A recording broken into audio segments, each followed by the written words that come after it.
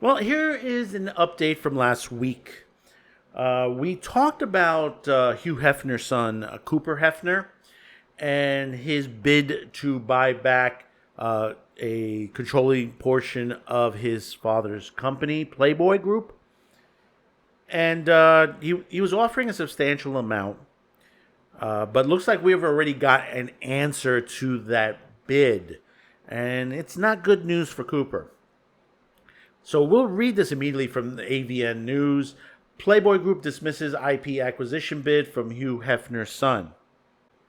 Cooper Hefner proposal to buy back the intellectual properties of Playboy for $100 million from the publicity-traded Playboy Group was killed by the company. The unsolicited takeover from Hugh Hefner's youngest son was unanimously turned down by the Playboy board. Cooper Hefner is the managing partner at Hefner Capital. According to a statement to the press and investors, the board of directors found that Hefner's offer of $100 million undervalued the Playboy brand and creative assets owned by the company that was founded by his father years ago. After careful review and consideration of Hefner's unsolicited proposal, our board determined that the proposal substantially undervalues the Playboy assets and is not in the best interest of the Playboy Group stockholders, explained Ben Cohen, Chief Executive Officer and board member of the parent company. Cohen added, "We are certainly understand and are appreciative of the interest in the Playboy's unparalleled brand. The board is confident that the company's continuing pursuit of its Playboy focus asset light model will be better supporting long-term value for stockholders. The board will continue to evaluate all options and opportunities for Playboy. One of these options is a reboot of Playboy.com news operations and an adjusted print return of the magazine. In August, Playboy Group announced the return of the iconic Playboy magazine with an annual edition to be released in February 2025. The print magazine's upcoming February 2025 print issue will be released at the launch event and celebration during the NFL Championship game weekend in New Orleans. Playboy's shares fell by over 5%, dropping to the market cap under $60 million, reports Variety. In an interview with The Hollywood Reporter from its earlier this week, Cooper Hefner called the effort to acquire the Playboy creative IP and assets a personal endeavor inspired by his late father. This effort is about safeguarding a legacy built over decades, ensuring that the creativity, values, and cultural relevance that define Playboy are not lost, Hefner said. Playboy Enterprises has a rich history of encouraging personal freedom, critical thinking, and playful storytelling. The company has been in an unsustainable position in recent years, including the shedding of other assets and popular sexual wellness brands like Lovers and Yandy. Hefner added in his interview with The Hollywood Reporter, ultimately, our goal is to honor the brand's heritage while building something dynamic and relevant for the future. And it's a shame, but, it's probably not over yet. There's always you always do a second bid. There's always a bidding process to that situation. And, it's unusual to see this happen at the time of, a beginning of motion change on there. I would have expected this prior to that, but I think Cooper Hefner was waiting to see what was going to happen with the company. But I know those who have commented out there on this, such as A. Linda Ateo 409, where she says, "Not sure we need this." Well, I think you're wrong on that, and I'll tell you why. Playboy, like Hustler, Penthouse, Screw Magazine, The Village Voice, and many other publications out there, basically promoted free speech, freedom of the press. Their articles were very good. Most people, when when they look at these magazines on there, and they say, "Well, it's all sex." Yeah, so all sex sells, but there's a lot more to it.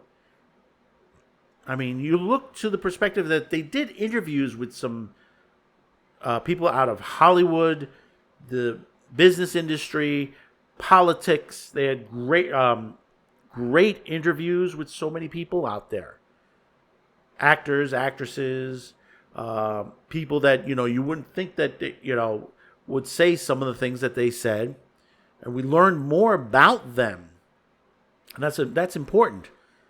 And I mentioned also the Village Voice.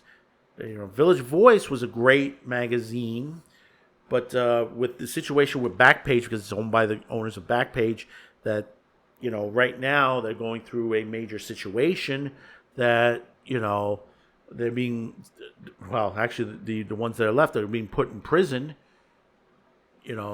claiming certain situations that basically are unfounded to that point because of what they've said in their magazines. They own other magazines other than Village Voice, and to the point is you hear that out of the Village Voice. Then you have Screw Magazine from Al Goldstein, which that empire fell as well, but supposedly Screw Magazine also is coming back.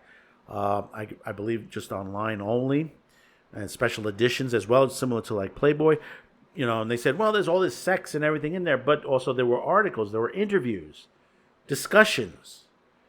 If you go back to the my public access days back in the 1980s, they had a porn on cable TV, free porn on cable TV. Actually, it was what we used to call Channel J at the time. People like Robin Bird on there, Interludes After Midnight, Ugly George. You also had Midnight Blue, which was Al Goldstein's show, which, they talked about porn movies, they talked about sex, but they interviewed celebrities, they interviewed people, and they talked with them. They said, well, who would they talk to? Who would go on? Many people. There were many people that have been on the show. Rock stars, musicians, comedians, people that would just sit with them and talk. Even people from the porn industry talked with them. There's a great interview with, we discussed it before, Russ Meyer, the man who created Faster Pussycat Kill Kill Kill. He had a great interview with Al Goldstein on Midnight Blue. Discussed, the movie business. What inspired him to do these. Because, Russ Meyer happens to be a great filmmaker. I mean, you might say, well, he had all these girls and everything. But look at the films he made. Not the Vixen movies. He had that big movie, Beneath the Valley of the Dolls, which was a big film for him. And there were many others behind that basically... he didn't allow Hollywood studios to control him. He did what he wanted to do. And that's what most directors, producers, that they want to do in the industry. They want to create their movie properly, to entertain, to titillate, to bring interest to things, That's the entertainment business. That's what it's called, entertainment. But you also can educate yourselves. And that's what a lot of these rags were, They call them rags then. There were many on there. There were people who basically went on trial. Remember, Larry Flint. They made a movie about it, that basically he was fighting for his First Amendment rights.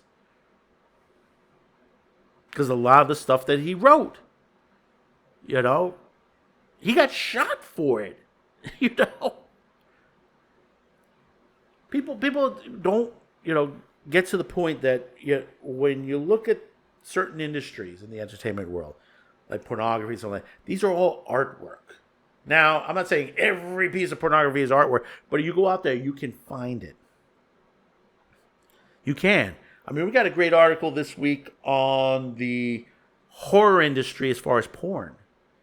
And there's some good stuff out there. There's some disgusting stuff out there. But the thing about it is, most people don't realize that, and I put it in this perspective, is that the horror porn part of it, Hollywood has been doing it for decades. Decades. There are plenty of films out there that they've done in the horror industry. You know, Humanoids from the Deep, Evil Toons. I can go down the line on stuff like that.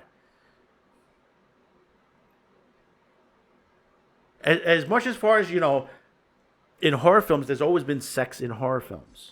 Always. In one way or another.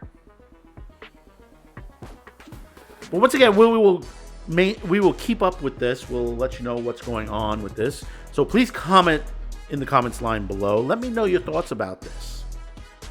Don't forget to hit that like, share this video, and see that little button down there? Yeah, that little button. Don't be afraid. Hit it, and you'll get all of our videos. You'll know when our videos are up.